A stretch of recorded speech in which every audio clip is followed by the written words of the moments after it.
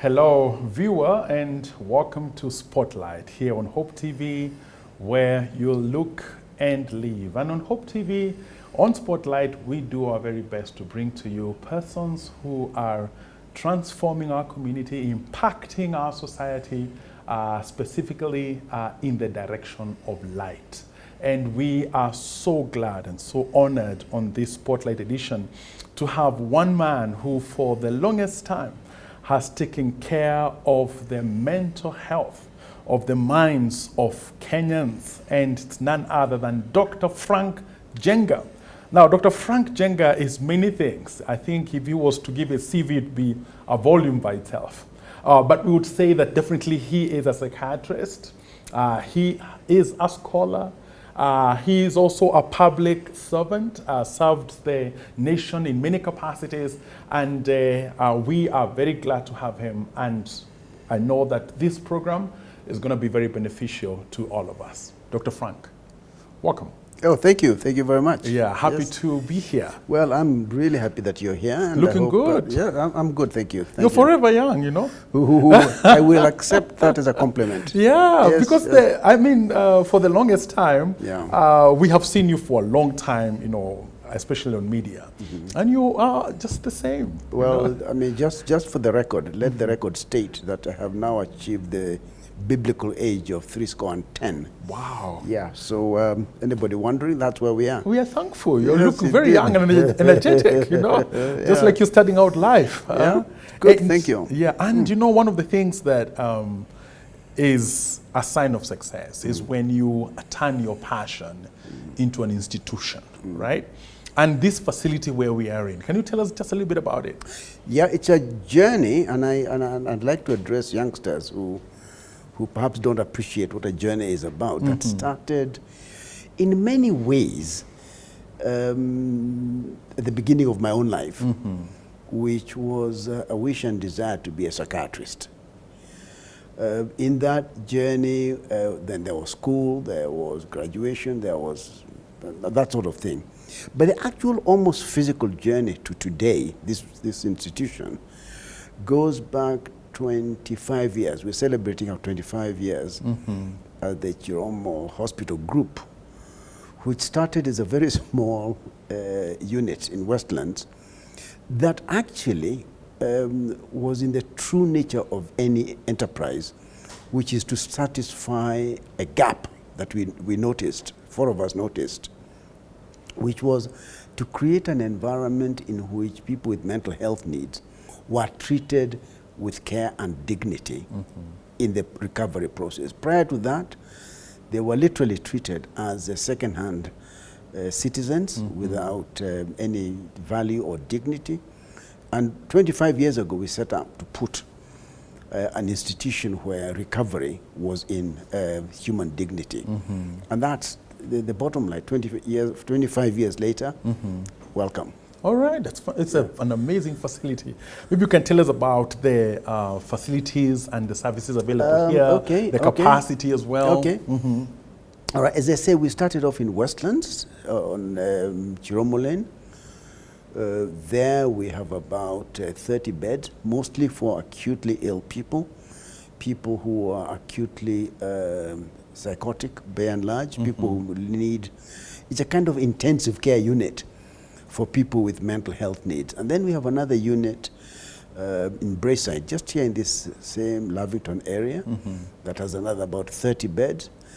And that is usually for people who are less acutely ill and who enjoy open grounds with lots of flowers and birds and just being in very close proximity with the natural environment. And then we have this 21st century place, which is in a sense the headquarters of the practice, with another 100, just over 100 beds. So in total, depending on how many people we have up to 150 beds in the entire group, supported by in excess of 30 psychiatrists. I think there are 35 psychiatrists who regularly come and admit patients in this facility. A similar number of psychologists, some employed by the institutions, some visiting, Some have offices here for consultations. We have psychiatric nurses, we have administration staff. It's a big, it's a big hospital. Some people who have visited from the US and America say this is as good as they come. Okay. But that's their opinion. I mean, yes. Fantastic. And you know, one of the things that you've mentioned is dignity. You know, handling patients with mental illness with dignity. Yeah. And when you think about dignity also, that is a very huge aspect of what you can say like morality, you know, dealing with people with dignity. And which points us to ask you, because we know you're a psychiatrist, can you tell us a little bit about your spirituality?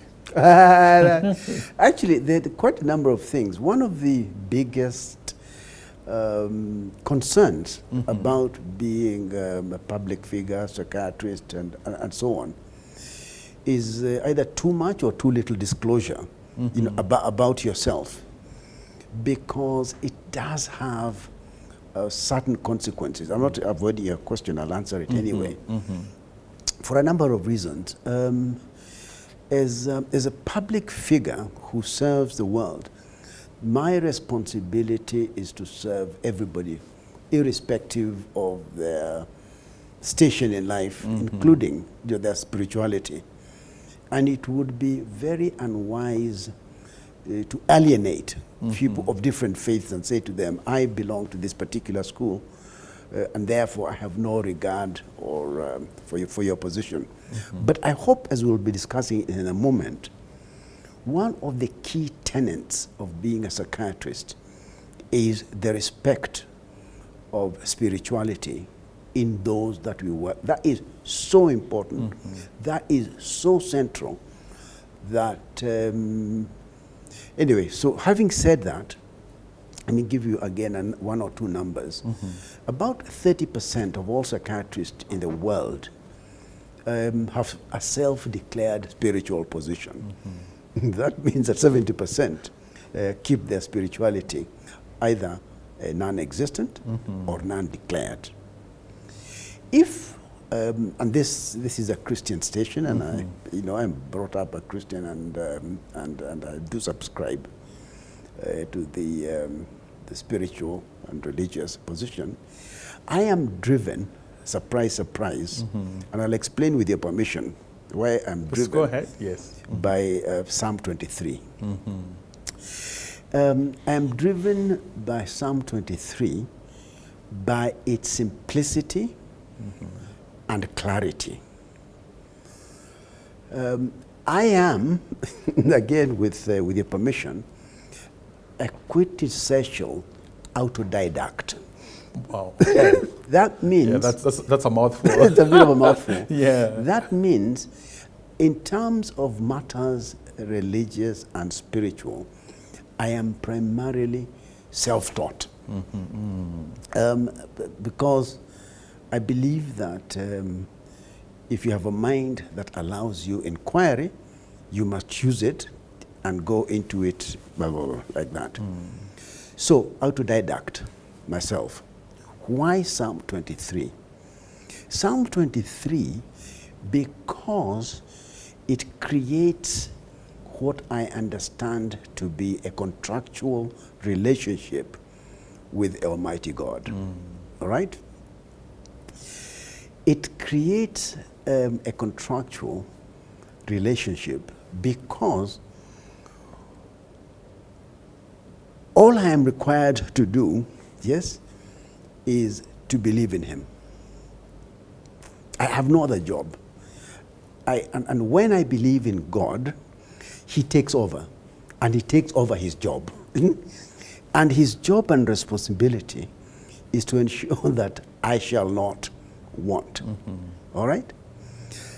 Allow me to explain. Go Yes, ahead. yes, No, seriously. It's good to wear your preaching cap. Yeah, exactly. So, Psalm 23 says that the Lord is my shepherd. He doesn't say, as some people think, that the Lord is our shepherd. He's not a shepherd for those people in Tanganyika or in Zambia or in India. You know, he's mine, and he belongs to me. The Lord is my shepherd. And when I accept and acknowledge that he is my personal shepherd, yes, then the way I understand it, and I'm sure people will disagree with me, then he takes over his responsibility in the contract, yes, which is now to provide for me to the point and extent where I shall not want. Now, what does it mean that I shall not want? Again, it's not a promise about I will have a lot of ugali or githeri or money in the bank. No. Being who he is, yes, my lack of want is global total. And in the extreme position includes that I shall not want of eternal life. All right? So I don't limit the Almighty God in any way. And I subscribe and perform my duty of acknowledging that he is my shepherd. I hope that explains it. Oh yeah, it does. And I think that you should just do an exposition of that Psalm 23 from Frank Njenga's perspective. Yeah. It's really quite a perspective there. Yeah, it's really the part of, God takes over his work. You just need to, my job is just to accept the provision that he is my shepherd. Yeah, and sure enough, he has been your shepherd. Yeah, and he's provided for you. And definitely from where we sit, your needs have been supplied. Yeah, which is something that also leads us to ask you, because you've served for so many years, you've done so many things.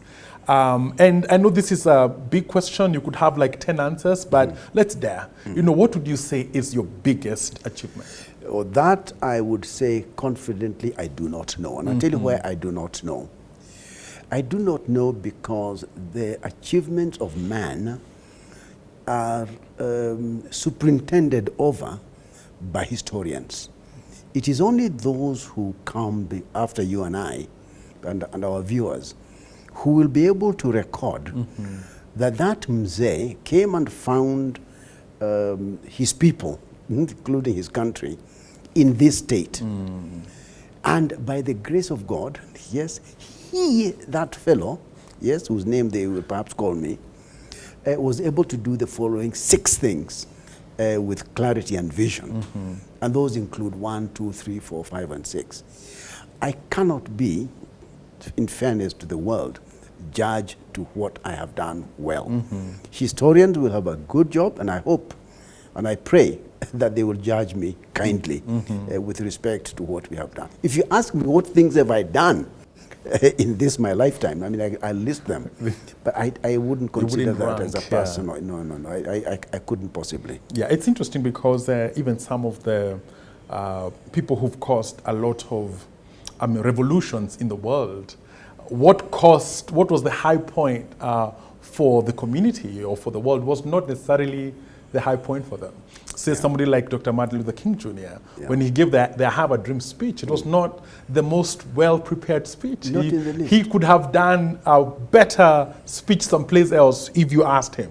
But what the word picked was, I have a dream. My precise point, we now know that on that moment, he was an inspired genius, yes? But you only know that with the benefit of hindsight. What you are doing today, what I'm doing, what they are doing here, only historians will be able to say, yes, that man or woman transformed his society and community because of what he did on the life stage that was presented to him. All right.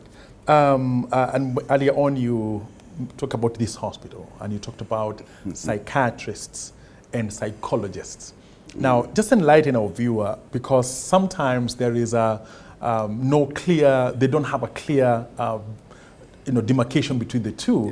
Can you just briefly tell us the difference between psychiatry and psychology? I'll say 2 things about psychiatrists and psychologists. The first one is that for the longest time, there was an exceedingly foolish and misguided battle that went on between psychologists and psychiatrists, fueled, like many battles, by ignorance. Yes? My current belief is that the partnership between psychologists and psychiatrists is what makes for good and proper delivery of mental health care in all societies. So a psychiatrist working without a psychologist working with a psychiatrist, or a psychiatrist with a psychologist, is like a man or woman with one hand. Yes, if you really want to wash your hands properly, you need both. Each has their own special skills and training, which skills are complementary. Just to give you a little bit of an example here, psychiatrists by nature are medically trained people. I maybe I haven't told you, I trained at the University of Nairobi in the 70s and became a doctor, and did a bit of surgery. I can treat people, I can do all the things that doctors, ordinary doctors can do. And then I went and specialized on diseases of the mind and became a psychiatrist. A psychologist is not a medically qualified person, but is an expert on matters of the mind, and have additional skills that psychiatrists don't have in terms of managing certain aspects of mental health.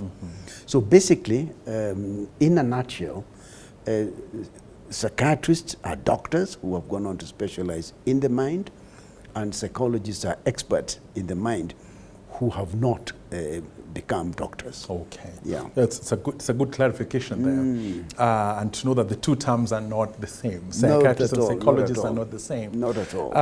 And you've mentioned something that would be of interest in this discussion, that psychiatrists respect spirituality of the people, and they hold it with a lot of respect. And we just want to ask from a healing point of view, why is it that psychiatrists would really respect spirituality? Oh my goodness me. That's another whole thesis and almost treatise onto itself. And I'll explain to you where that is. Let me go back. Let me go back to, say, the classification systems of mental disorders. There are different ways of classifying mental illnesses. When in 1980 I enrolled into the membership of the Royal College of Psychiatrists, we were taught and we believed in 1980 that holding a religious belief was a sign of mental illness. In fact, going back to my own days in the 70s in medical school, my teachers formally in class taught me and said, religiosity has nothing to do with human beings, it's nothing to do with human health, and don't talk to me about it. And if you had actually mentioned the existence of spirituality in our medical school class, the teachers would have been able to fail you for invoking such nonsense as it was at that time. So in 1980, the DSM-3, the Diagnostic and Statistical Manual, which is the kind of holy Bible of psychiatrists that defines all the things, yes, formally said spirituality is rubbish. 14 years later, in 1994, when the DSM-4 came out, we had come a full circle. Yes, we had discovered God. Yes, and we started now teaching that our views some years back were possibly wrong, and that spirituality might be a good thing, and it might actually help us in understanding and getting our... Now, in the last 10 years, the pendulum has swung completely to the point where no serious association of psychiatrists, whether you think about the World Psychiatric Association, the American Psychiatric Association, the Royal College of Psychiatrists, even the Kenya Psychiatric Association, we now have issued formal and clear positions that recognize that spirituality is at the center of life of human beings that we treat and look after. And let me tell you, if you allow me to, that we now know without ambiguity that there exist 1, 2, 3 states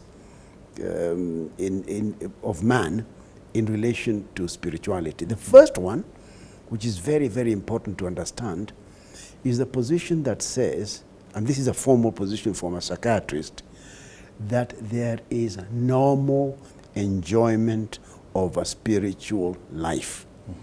That you can be a normal person and also have a spiritual and religious existence. That's normal, and that is accepted. The second thing that we acknowledge and accept is that there are some people, human beings, who have spiritual crisis of one sort or another that then lead them to manifest that spiritual crisis as a mental illness. All right? And there is a third position that is also equally important that tells us as psychiatrists that there are people whose illness manifests itself as a religion. All right? And those are 3 formal positions. Normal spirituality, spiritual crisis leading on to a mental illness, and a mental illness now manifesting itself as a spiritual position. Those are formal positions.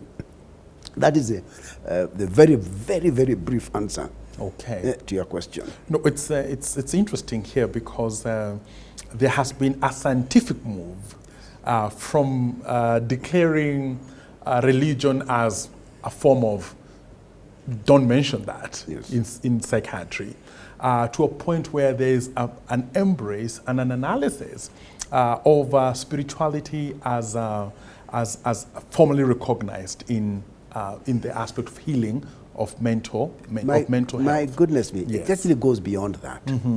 The pendulum has moved so far and so fast, it's almost unbelievable.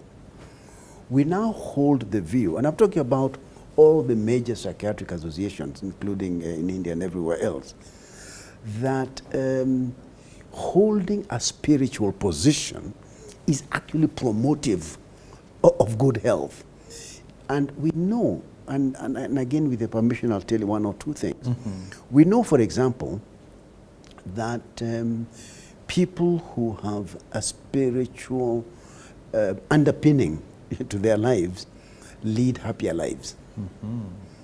We know that couples, for example, and I'm sure they'll be happy to hear this, who have spiritual activities around their churches and have a sense of belonging and ownership of religious activity, have healthier relationship themselves and have offspring who are better.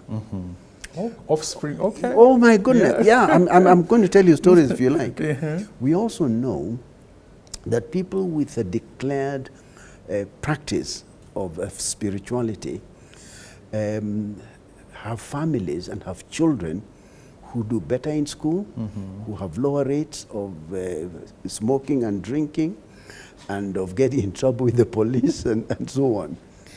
But, and again, this is science.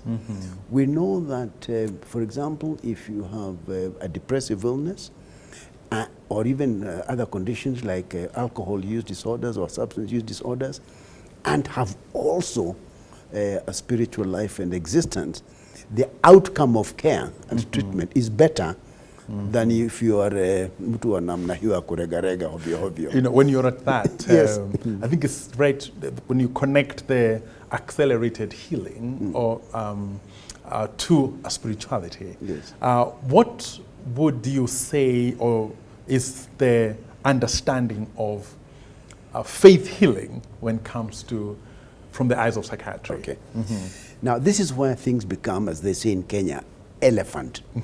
Because there are some words that we use every day, all the time, that even in my advanced age, I don't understand. Yes. For example, there are words that are said, and I'm sure those who say those words understand them, like demon possession, even the word you've used, faith healing. Those ones don't exist in the scientific literature to which I am beholden and which I kind of generally subscribe to. But there are certain things that I understand with much clarity. For example, I know that people, when they are developing a depressive illness, and a depressive illness is not sadness, it's an illness that is recognizable by doctors, that has a very clear symptoms, that has very clear interventions that lead on to getting better. When people are getting depressed, one of the things that happens to them is that they become estranged from God and from their spiritual propositions. So if you find that your brother, my brother, my sister, whoever it is, or your son or wife, who has always been a very deeply spiritually connected individual, and then they suddenly become estranged from God, that could be a sign of depression, because the way a depressed person thinks is that they feel a sense of abandonment. And one of the beings that abandon them is the husband or wife or the mother or the sister, whatever. But the most important one is God himself.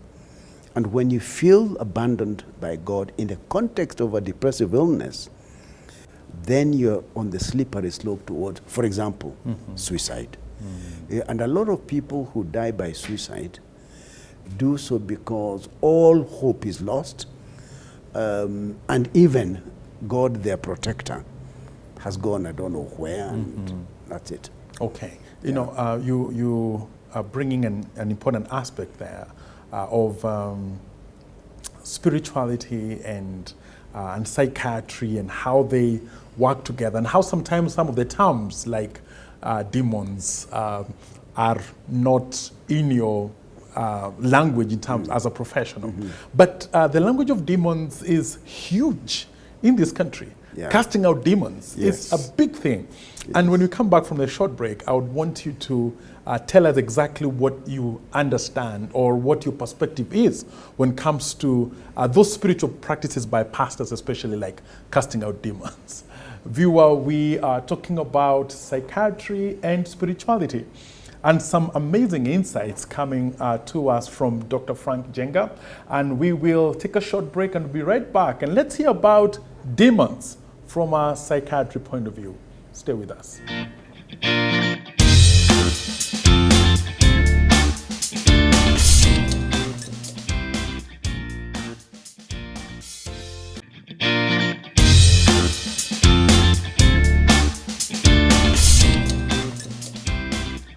Viewer, welcome back. This is Spotlight here on Hopetv, where you look and live. And we are talking to Dr. Frank Njenga, interesting insights about psychiatry and spirituality. And one of the things that has come out strongly is that scientifically, the value of spirituality has been embraced to contribute a lot to mental health. And before we went for the break, Dr. we talked about demons. And many pastors are a one-stop shop, you know, for all kinds of diseases, including the ones that manifest mentally. And one of the practices that is pretty common and quick is a quick prescription, is casting out demons. And it's big, you know, I would say it's a big chapter, you know. When it comes to pastors who are able to cast out demons, they are very popular. Now that we've talked about the psychologists, which is a P, psychiatrist, which is a P. We bring another P, the pastor, right? Tell us about demons and psychiatry. I'm going to take a deep dive into a territory in which I know very, very, very little indeed. And we'll do that having sought in advance forgiveness for any errors and transgressions. The Good Shepherd. Well, that one I've talked about, the Good Shepherd. Yeah. There's another story that, that fascinates me. In fact, there are two stories that fascinate me. The first one is where our Lord Jesus says very clearly that not all those who called me Lord, Lord shall, and then he goes on from there. Because this is now my understanding, and I told you spirituality is very personal, very uniquely. You own God, kabisa, embrace him, kabisa, and he is yours. This thing about shouting and screaming, about being able to do things that I don't think they can do, but that's just myself, is what I think was being referred to. Because they shout very loudly, Lord, Lord, Lord, without, in my view, fully understanding it. So that's the first story. The second story that is somewhat confusing is with regard to the fate of a herd of very poor pigs that had demons thrown into their way. And the poor pigs went into this lake and died and perished. Now, what I don't know, and I've never understood, and nobody has ever explained to me, was what really happened that day. A story recorded in the books of, I think, Matthew and Luke. And even Mark as well. Yeah, and Mark as well. I'm not sure what it is that was removed from these two violent fellows. Some people say it was one fellow. Legion. Yeah, yeah. You know, was it a mental illness? Or was it demons? I know about mental illness. I can tell you about schizophrenia. I can tell you about bipolar mood disorder. I can tell you all those things. But I don't know what was it schizophrenia that was removed from these fellows who were violent and were shouting, or was it some other substance? So let me declare here today now that I do not know what was removed from those two guys and put in the pigs, which went into. And I think that, in a sense, is another subject that we could discuss here today ad infinitum. And I'll tell you why.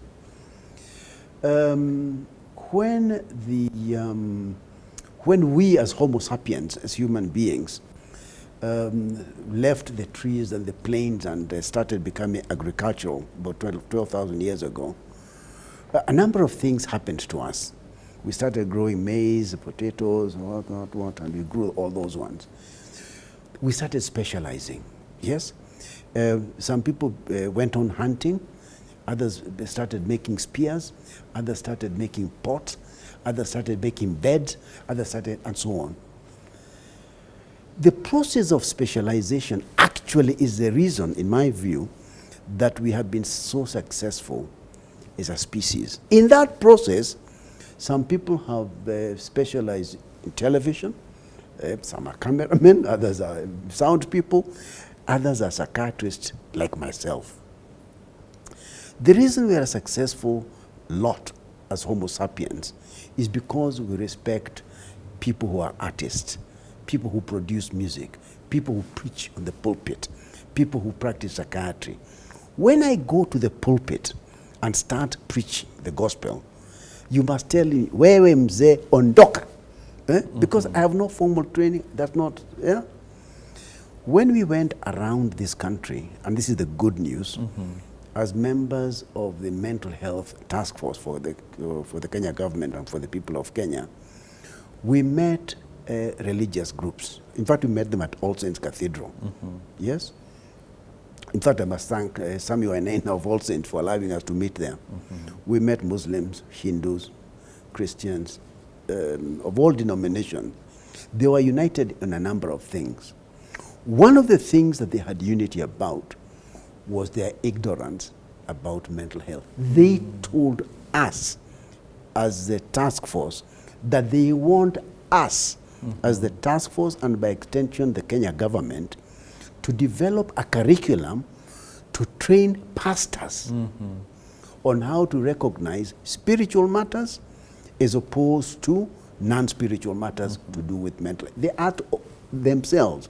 In fact, and I have to give credit to this Kadhi who was there, he said that, you know what, sometimes I have to superintend over divorce matters. I can see huyo mama ni mgonjwa akili, ama huyo mzee ni mgonjwa akili, lakini sijui nifanye nini. Can you, as government, teach us how to distinguish spiritual matters? And let me give you more good news if you don't mind receiving increasing good news.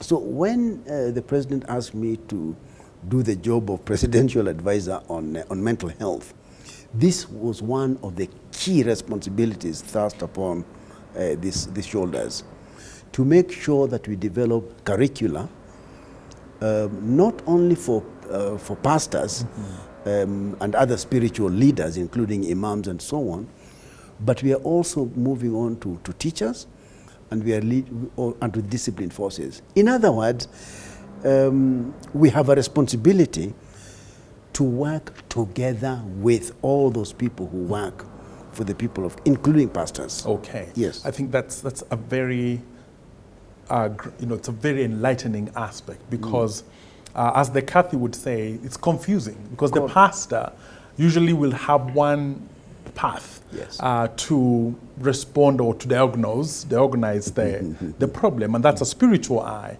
not able to differentiate between, oh, this I need to make a referral to a psychologist, this needs to go to a psychiatrist, and that network is really essential for the pastor to be one who is effective. And when we are still with the pastor, I know this is maybe a theological angle, but I suspect you've engaged it. The area of miracles and how they happen. From your point of view as a psychiatrist, I mean, how do you explain miracles? Okay. Let me tell you one of the miracles I have met personally. It's a girl called WANGARI MAATHAI.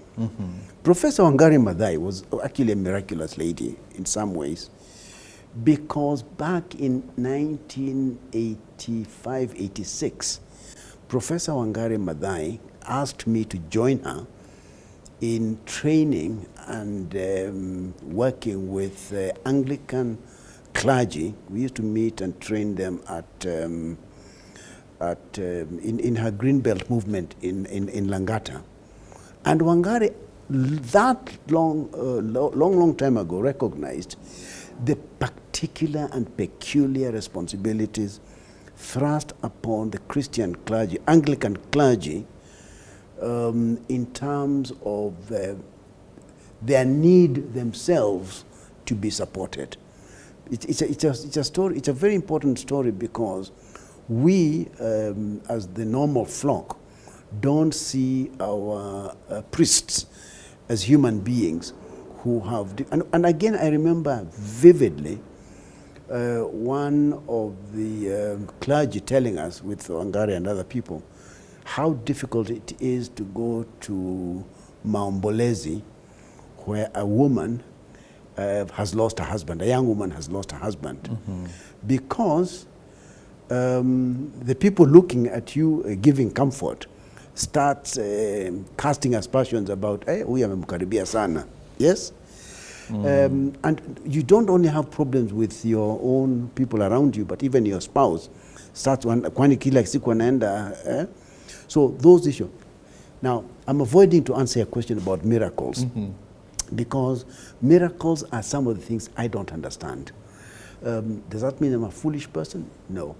But I think miracles is a human being's description of events or activities that are beyond a human comprehension. That is the closest a psychiatrist can come to explaining or describing a miracle. It's something that is beyond my capacity as a human being to comprehend, either in terms of its origin or its consequences. So if I knew the answer, I would be performing a miracle. Okay. Yes. And let's flip that to what is often known as manipulation of the spiritual world, and specifically witchcraft and its effects. And one of the things that witchcraft is said to achieve is to infect the mind.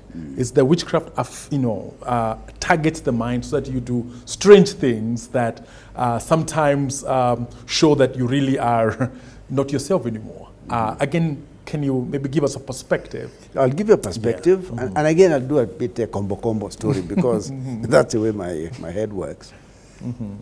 You see, religious activity, even of the type that we are talking and describing here, kimsingi, as they say in Kiswahili, the foundations of a religious activity or relationship is for good. Meaning that any religious activity that we involve ourselves in must be promotive of the welfare of the flock.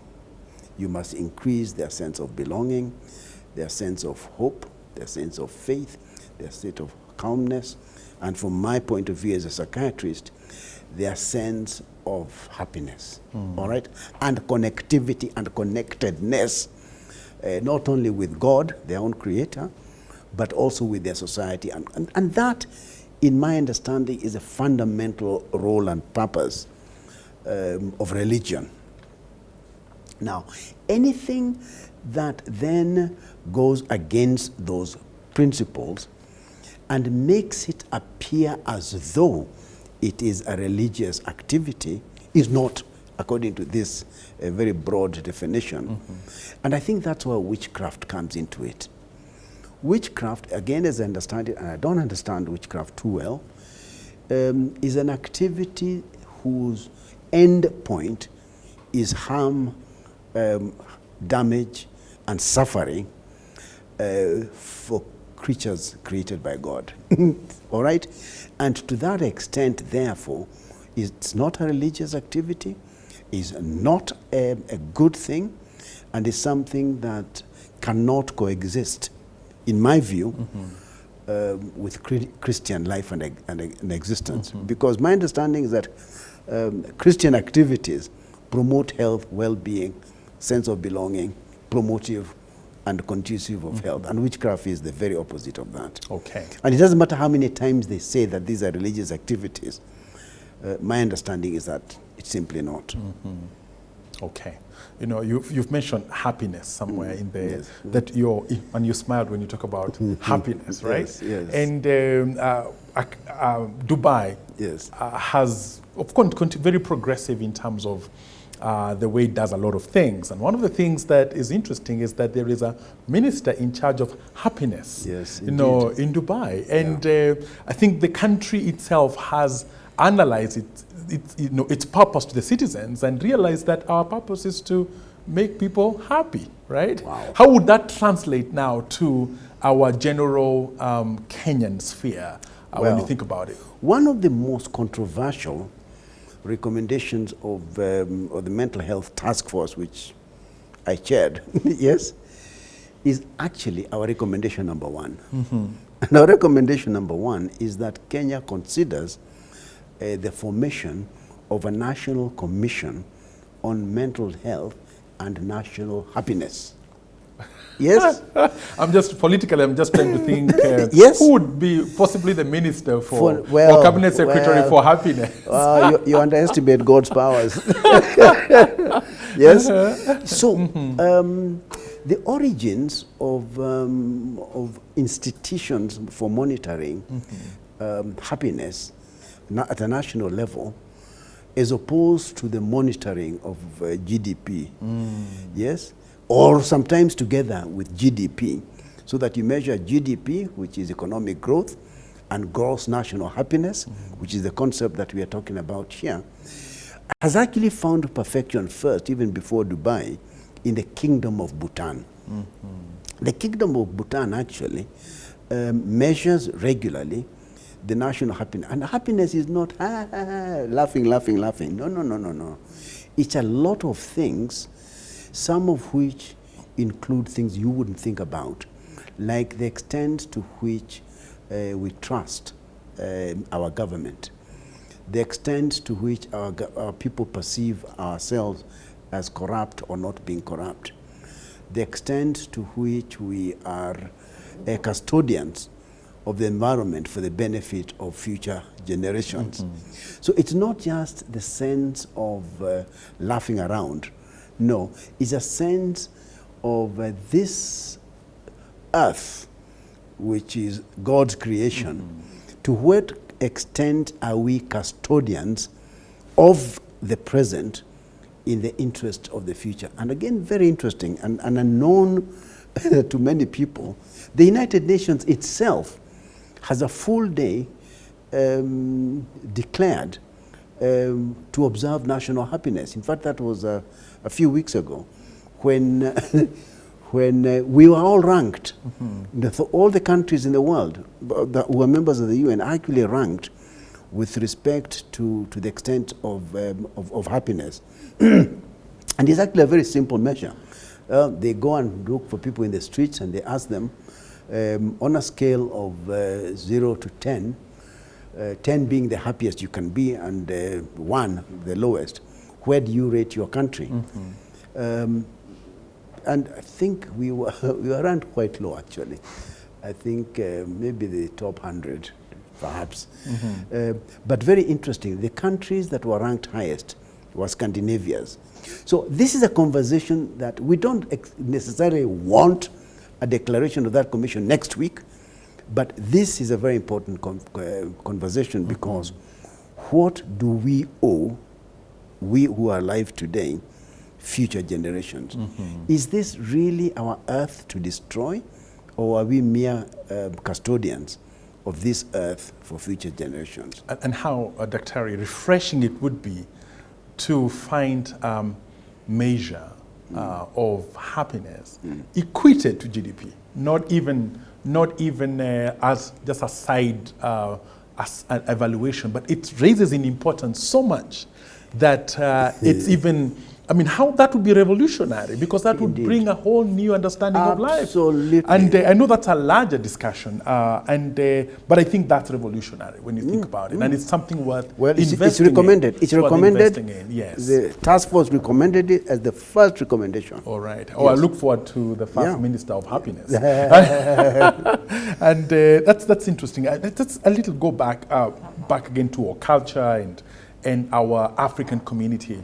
And an age-old view of people who have mental illness. And to this day, people still call them mad people, right? Yeah. Can you speak to that? Yes, indeed. One of the things about language is that it evolves. Actually, again, you know, now I wear my cap of scientist and observer of human behavior and so on. Language evolved in Homo sapiens as recently as the last 60 or 70,000 years ago. Before that, we were no better than monkeys. We communicated. But something magical happened as we evolved. And we're now able to develop some form of language. That's my scientific hat. Now, if you look at all languages, they evolve and develop by a process of cross-fertilization. If you look at the original, in the way Shakespeare wrote, yes, the language he uses is very difficult. If you look at King James' version of the Bible, it's very complicated and very difficult to understand. Words like madness were appropriate and correct yesterday. Yes? Because yesterday our understanding of the processes of mental illnesses required that we call the illness madness. With increasing knowledge, scientific and social evolution, we now know that mental disorders are diseases, and you must describe them in words and terms that are appropriate to our current understanding. Therefore, we no longer talk about people having madness. We talk about people having very specific mental illnesses or disorders.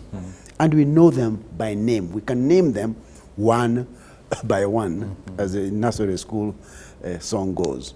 So we know that an illness like a bipolar mood disorder qualified in yesterday to being called madness. Schizophrenia, the same, and so on. So for me, anybody who calls his brother mad, it's okay, because they're showing the world that they live in a world that we have finished with, that is a life of yesterday. You should refer to your brother who has signs of psychosis as somebody who has an illness, which can be a mental disorder that requires attention of a doctor. Okay. Yeah. You know, and when you talk about the mental illnesses and language and the way the society handles them, there's also the legal dimension. And for the longest time, anyone who is committing suicide is taken to be committing criminal offense, right? If you are attempting suicide and you don't succeed, somehow there's a legal response to that. There's even, I think, a jail term to it. But now you say that this is a mental illness. Yeah. I mean, can you also speak to that? Oh my goodness, Yeah. absolutely, and with great pleasure. The Latin, the origins actually of the word sanity, yes, is actually Latin. And in the Latin root, sanus, I think the word is about health. So a person who has insanity merely means in the original Latin that that person has bad health. All right? So if you have bad health, you don't go to jail, you go to hospital. So when you see somebody and you can see they are not well mentally, you must remove them to hospital. I think it's recommendation number 7 in the mental health task force, the same task force I keep taking you back to, which you must now read, is about suicide. I think it's section 226 of the Penal Code that criminalizes attempt as suicide. And one of the key recommendations and one of the key activities we are currently involved in today as we speak is in getting Parliament to remove that nonsensical provision that if you are so ill that you have a desire to be dead, that you should go to jail. I mean, it's incurable nonsense. Happily, there are many bodies, groups that are involved in that. And let me just help our viewers. People don't commit suicide. People commit crimes. People commit adultery. People commit very bad things. People die by suicide. All right?